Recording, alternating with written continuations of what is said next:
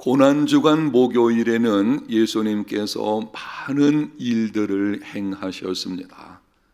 여러분들에게 어떤 행적을 보이셨는지 차근차근 말씀을 드릴 때에 머릿속으로 그림을 그려 보시기를 바랍니다. 예수님께서는 제자들에게 유월절 식사를 준비하게 하셨습니다. 식사하시는 중에 일어나셔서 수건을 두르시고 대야에 물을 떠서 제자들의 발을 씻겨 주심으로 섬김의 본을 보여주셨습니다. 계속 식사하시던 중에 자기를 팔 자가 가룟 유다임을 지목하셨습니다. 가룟 유다가 나갔을 때에 그때 예수님께서는 떡과 포도주를 가지고 성만찬을 제정하셨습니다.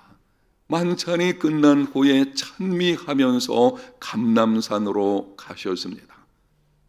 제자들이 모두 도망칠 것을 말씀을 하셨고 큰 소리치는 베드로에게 네가 오늘 닭이 울기 전에 3번 나를 부인하게 될 것이다 말씀을 하셨습니다. 그리고 겟세마네라 하는 곳에 이르러 기도하셨습니다. 기도를 마쳤을 때에 유다가 예수님을 잡으려고 하는 무리들을 데리고 왔습니다. 베드로가 분노해서 칼을 빼가지고는 대제사장의 종 말구의 귀를 떨어뜨리게 되었고, 예수님께서는 칼을 거두라고 하시면서 이것까지 참으라. 그리고 그 종의 귀를 고쳐주셨습니다. 그리고 나서는 잡혀가셨습니다. 이렇게 많은 일들 가운데서 오늘 새벽에는 마지막 만찬, 성만찬에 대하여 말씀을 드리게 될 것입니다. 오늘 여러분에게 드리는 이 말씀은 정말 중요한, 반드시 우리가 기억해야 되는 말씀이라는 것을 기억하셔서 여러분들이 주목해서 이미 알고 계시는 분이시라고 할지라도 다시 한번 배우고 확신하는 일에 거하는 복된 시간이 되시기를 축복합니다. 예수님께서 제자들과 함께 식사하실 때 떡을 가지사 축복하시고 떼어 주시면서 말씀을 하셨습니다. 받으라, 이것은 내 몸이니라. 그리고 잔을 가지고 감사 기도하시고 제자들에게 주신 후에 말씀을 하셨습니다. 24절입니다. 이르시되 이것은 많은 사람을 위하여 흘리는 나의 피 곧 언약의 피니라. 예수님께서 잔을 가지고 말씀을 하시기를 이것은 많은 사람을 위하여 흘리는 나의 피 곧 언약의 피니라. 여기 언약이라는 말씀과 언약의 피라고 하는 말씀을 여러분이 놓치시면 안 될 것입니다. 성경에 나오는 단어들 가운데서 언약이라는 말은 아주 중요한 의미를 가지고 있습니다. 언약이란 두 당사자가 맹세로서 체결하는 엄숙하고 구속력 있는 계약을 말합니다. 사람들이 언약을 체결하게 될 때에는 짐승을 잡아서 둘로 쪼갭니다.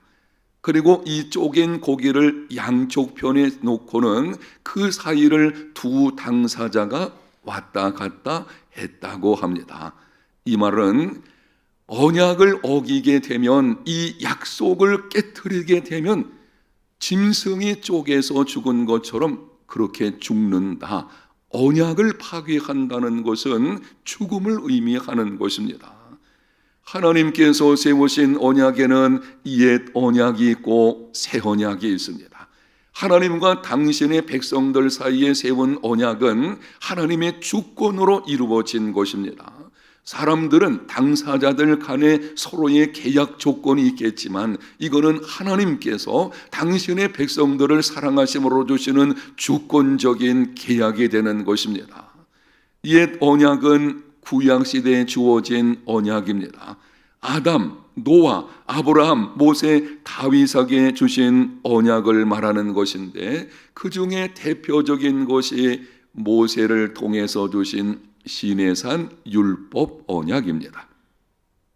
이스라엘 백성들이 불순종하고 우상을 숭배함으로 옛 언약을 깨뜨렸습니다. 말씀을 드린 대로 언약을 파괴하는 것은 죽음을 의미하는 것입니다. 불순종하고 우상을 숭배함으로 언약을 깨뜨렸을 때에 그들에게 임하는 것은 죽음이지만, 하나님께서는 당신의 백성들을 너무 사랑하시기 때문에 그들을 구원하시기로 작정을 하셨습니다. 마땅히 영원한 형벌을 받아야 할 것이지만 은혜와 긍휼이 풍성하신 하나님께서는 당신의 백성들, 오늘날 우리들을 말하는 것이죠, 사랑하심으로 말미암아 죽음이 아니고 새 언약을 세워주시는데 예레미야와 에스겔을 통해서 주신 것을 보게 됩니다. 그리고 오늘 우리가 읽은 본문에 예수 그리스도께서 자기 피로, 무엇으로요? 자기 피로, 이 말씀을 놓치시면 안 될 것입니다. 예수님께서 자기 피로 새 언약의 약속을 성취하셨습니다. 당신의 백성들을 하나님이 사랑하심으로 새 언약을 주셨고 구약시대의 약속으로 주신 것입니다. 그 약속된 새 언약이 예수 그리스도의 피로 말미암아 성취가 이루어지게 된 것을 보게 됩니다. 오늘 주님께서 본문에 잔을 가지시고 나의 피 곧 언약의 피라 라고 하는 것은 이런 의미를 가지고 있는 것입니다. 약속하신 새 언약이 이루어졌다라고 하는 것이죠. 그러면은 하나님께서 약속하시고 예수 그리스도께서 자기 피로 성취하신 새 언약의 내용은 무엇입니까? 예레미야 31장 33절에 말씀을 합니다. 그러나 그날 후에 내가 이스라엘 집과 맺을 언약은 이러하니 곧 내가 나의 법을 그들 속에 두며 그들의 마음에 기록하여 나는 그들의 하나님이 되고 그들은 내 백성이 될 것이라 여호와의 말씀이니라. 옛 언약인 십계명, 모세를 통해서 주신 시내산 율법 언약이죠. 그 십계명은 돌판에 기록이 되어져 있었고 다른 언약의 말씀들은 두루마리에 기록이 되어져 있었습니다. 그것들을 보고 들음으로 순종하게 하신 것입니다. 돌판에 기록되어진 또 두루마리에 기록됐다는 것은 밖에 있는 것이고 그것을 보고 들음으로 지키게 하신 것입니다. 문제는 인간의 마음이 심히 부패해서 보고 듣는 것만으로는 능히 순종할 수가 없었습니다. 본질적으로 타락한 인간은 하나님께서 은혜로 주신 언약이거든요. 그런데 그것을 능히 지켜낼 수가 없는 것입니다. 마음의 변화가 있어야만 순종할 수 있습니다. 그래서 하나님께서는 새 언약을 주실 때에 하나님의 법을 마음에 새겨 주셨습니다. 옛 언약에서는 밖에 돌판과 두루마리에 기록해서 주신 것이지만 새 언약은 우리의 어디에 기록을 하셨다고요? 마음에, 우리 속에 기록을 해 놓으심으로 하나님의 은혜를 갈망하는 마음, 말씀에 순종하고 싶은 욕구가 생기게 하심으로 순종할 수 있게 하신 것입니다. 옛 언약과 새 언약을 조금 정리해서 비교하여 말씀을 드리면 이렇습니다. 옛 언약은 해야 한다라고 말합니다. 그러나 새 언약은 되어진다라고 말씀을 합니다. 새 언약은 해야 하기 때문에 순종하는 것이 아니라 되어지기 때문에 순종하는 것입니다. 한번 따라합니다. 되어진다. 여러분, 이 차이점을 좀 아시겠습니까? 해야 한다라고 하는 것은 마음이 내키지 않아도 해야만 하기 때문에 순종한다는 것입니다. 의무감이죠. 내 마음에는 그 율법의 말씀에 순종하려는 생각이 없어요. 그런데도 우리에게 주어진 것이기 때문에 해야만 하죠. 그래서 의무감으로 순종하는 일이 되어지죠. 그러나 새 언약은 되어지기 때문에 순종하는 것입니다. 이 말은 마음에서 우러나는 순종이 되게 하시겠다는 것입니다. 되어진다, 나의 의지로 안 해요. 하나님께서 우리 속에 율법의 이 말씀에 대한 것을 이제는 마음에 두심으로 말미암아 이것이 되어지는, 순종하게 되어지게끔 하신다는 것입니다. 하나님의 강력한 주권적인 의지에 은혜와 사랑이 여기 담겨져 있습니다. 마음에서 우러나오는 순종의 삶이 되어지게 하신다니 어떻게 그런 일이 있을 수가 있겠습니까? 되어지게 한다, 이렇게 되어지는 이유가 있는데요. 새 언약과 관련해서 에스겔서 36장 26절과 27절에는 이렇게 말씀을 합니다. 또 새 영을 너희 속에 두고 새 마음을 너희에게 주되 너희 육신에서 굳은 마음을 제거하고 부드러운 마음을 줄 것이며 또 내 영을 너희 속에 두어 너희로 내 율례를 행하게 하리니 너희가 내 규례를 지켜 행할지라. 반복되는 말씀을 주목해 보십시오. 내 영, 새 영을 너희 속에 두고 성령을 두시겠다는 것입니다. 하나님의 말씀을 마음에 기록할 뿐만이 아니라 새 영이신 성령님을 백성들의 마음에 내주하게 하심으로 하나님의 법을 지키게 하시겠다는 것입니다. 순종하겠다는, 순종해야 되겠다는 마음도 주시고 순종할 수 있는 능력도 주시고, 아멘. 이게 새 언약이에요. 순종하고 싶은 마음도 주시고 우리가 순종하겠다는 것이 아니에요. 바로 그 마음이 하나님께서 우리에게 은혜를 베풀어 주심으로 말미암아 기쁨으로 순종하겠다는 마음도 주시고, 그리고 그렇게 능히 행할 수 있는 성령도 보내주시겠다고 하는 이 새 언약, 바로 예수 그리스도의 피로 말미암아 이것이 성취가 된 것입니다. 여러분, 그러므로 옛 언약의 말씀과 성경에 기록된 모든 말씀은 더 이상 우리에게는 짐이 아닙니다. 뭐가 아니라고요? 짐이 아니에요. 옛 언약에서는 그게 짐이었어요. 해야만 하는, 내가 짊어지고 가야 하는, 하기 싫어도 순종해야 하는 이런 것이었지만 새 언약에서는 그것이 짐이 아닌 것입니다. 예수 그리스도를 믿음으로 새 언약의 백성된 우리는 우리 안에 계시는 성령으로 말미암아 모든 말씀의 기쁨으로 순종하게 됩니다. 아멘. 이게 새 언약인 것이고 우리는 예수님을 믿음으로 새 언약의 백성들이 되었습니다. 하나님께서 우리에게 약속하시고 예수 그리스도로 말미암아 성취하시고 우리에게 선물로 주신 이 새 언약의 은혜의 삶, 여러분의 삶이 되시기를 축복합니다. 지금 말씀드린 이러한 새 언약의 삶이 예수 믿는 모든 사람들 가운데서는 자연스럽게 이루어져야 돼요. 그런데 그렇지 못하다면 회복해야 합니다. 새 언약의 삶이 구체적으로 어떤 것인지, 새 언약의 삶을 회복하라. 그 새 언약의 삶이 구체적으로 실제 생활 속에서 어떤 것인지를 여러분에게 말씀을 드리겠는데요. 성경에 기록된 초대교회 성도들을 보게 되면 새 언약의 삶을 살아가는 것을 볼 수가 있습니다. 그들에게서 보여지는 몇 가지 특징들을 말씀을 드리게 되는데, 여러분이 간략하게 4가지만, 시간이 많지 않기 때문에 말씀드릴 때에 나는 지금 새 언약의 백성답게 살아가고 있는지 자신을 한번 돌아보는 시간이 되었으면 좋겠습니다. 첫 번째는 의무감이 아닌 자원함으로. 옛 언약은 해야 한다, 앞에서 말씀을 드렸죠. 그러다 보니 의무감으로 순종합니다. 마지못해 순종합니다.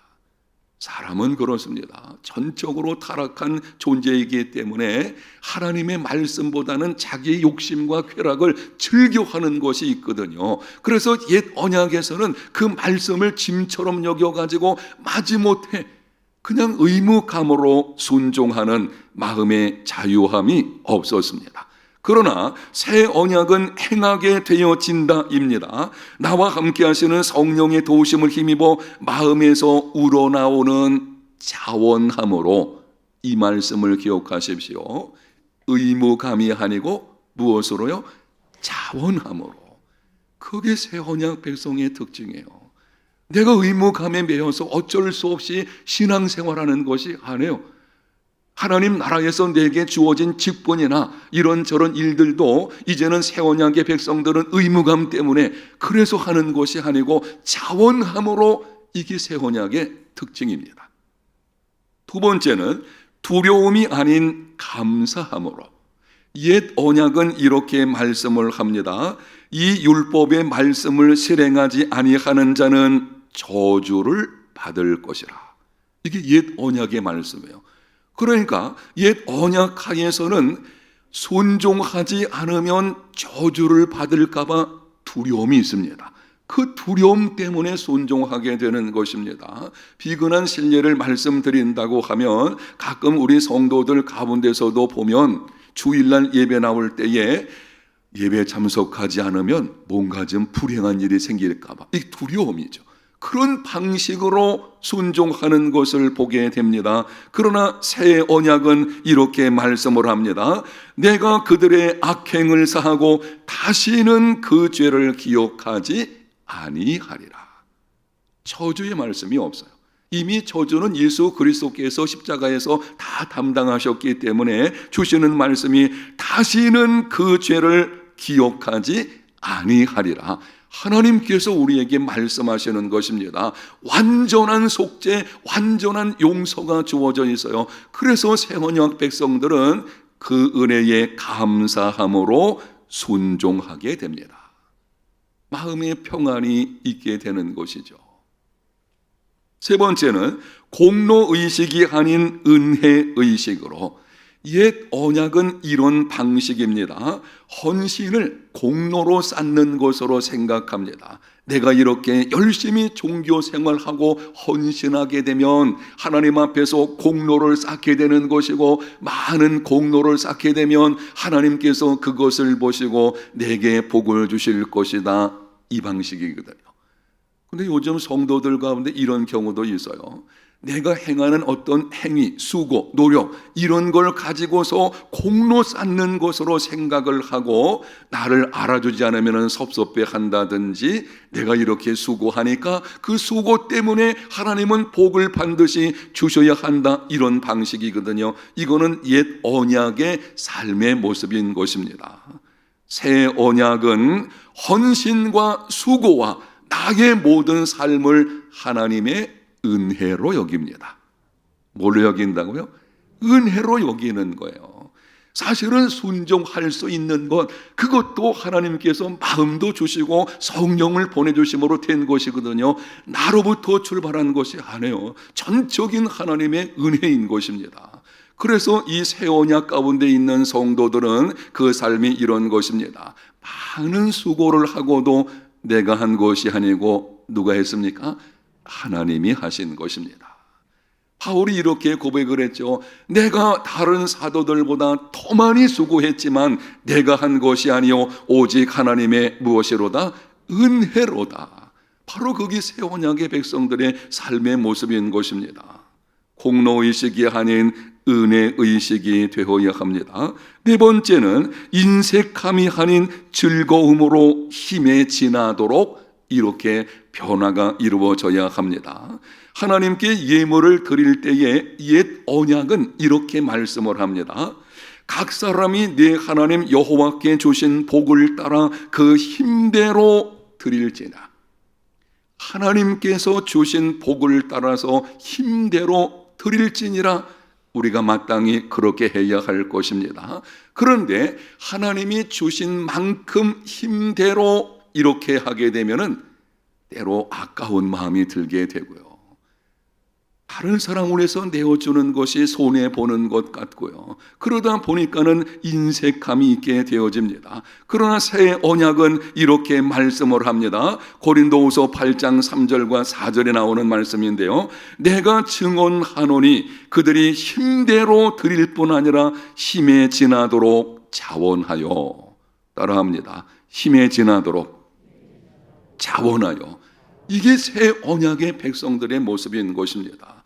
옛 언약에서는 하나님께서 내게 주신 분복 그 안에서 이런 뜻이지만 새 언약의 백성들은요, 나의 전부가 하나님의 것입니다. 나의 전부가 하나님의 것이기 때문에 이런 분명한 인식을 가지고 있으니 헌금을 드리고 성도들을 섬기는 일에도 힘대로 할 뿐만이 아니고 힘에 지나도록 자원합니다. 고린도 후서를 보게 되면 마게도냐 교회 성도들이 이 모습을 잘 보여주었는데요. 그들은 환난의 극한 가난 가운데 있었어요. 그럼에도 하나님의 은혜로 말미암아 넘치는 구제 헌금, 풍성한 구제 헌금을 드린 것을 볼 수가 있습니다. 그들의 형편에 힘대로 한다면 극한 가난 가운데 있는 사람이 드릴 게 뭐가 있겠어요? 이웃과 뭘 나눌 수 있겠습니까? 그런데 그게 아니거든요. 힘에 지나도록 자원하여, 바로 이것이 새 언약의 정신인 것입니다. 그런 모습이 우리의 삶 가운데 있어야 하는 것이죠. 여러분이 하나님 앞에 헌금을 드린다든지 아니면 이웃을 구제하는 일이라든지 어쨌든 하나님 앞에서 선한 삶을 살려고 할 때에는 이런 정신이 필요합니다. 내가 이 정도는, 이런 생각 들게 되죠. 이 정도는 해야 되겠지? 그거보다 조금 더, 이게 새 언약의 정신인 것입니다. 거기서 변화가 일어나게 되는 것입니다.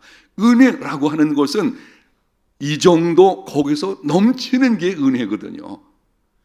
지금 여러분의 삶의 모습은 어떻습니까? 말씀드린 네 가지를 단어로 정리하면 이렇습니다. 자원함, 감사함, 은혜의식, 즐거움, 힘에 지나도록 하는 즐거움. 질문하겠습니다. 요즘 여러분의 신앙생활에서 이러한 모습이 있으십니까? 만약에 그런 모습이 부족하다면 새 언약의 삶을 회복해야 합니다. 오늘 하나님 앞에 기도하는 중에 성령의 도우심으로 말미암아 회복하는 시간이 되시기를 축복합니다. 새 언약의 삶을 회복하라. 반드시 회복해야 돼요. 예수님이 자기 피로 세우신 새 언약이란 말은 자신을 십자가에 내어주시는 이 엄청난 희생을 통해서 우리에게 주신 것이거든요. 여러분, 우리가 새 언약 백성이 된 게 이게 그냥 이루어지는 것이 아닙니다. 그렇다면 반드시 우리는 그 언약 백성답게 이제는 삶을 살아내야 할 것입니다. 새 언약의 백성들의 삶이 어떤 것인지 구체적으로 말씀드린 거 한번 기억해 보시고 이제는 이러한 모습으로 살아내는 신앙의 생활이 되시기를 축복합니다.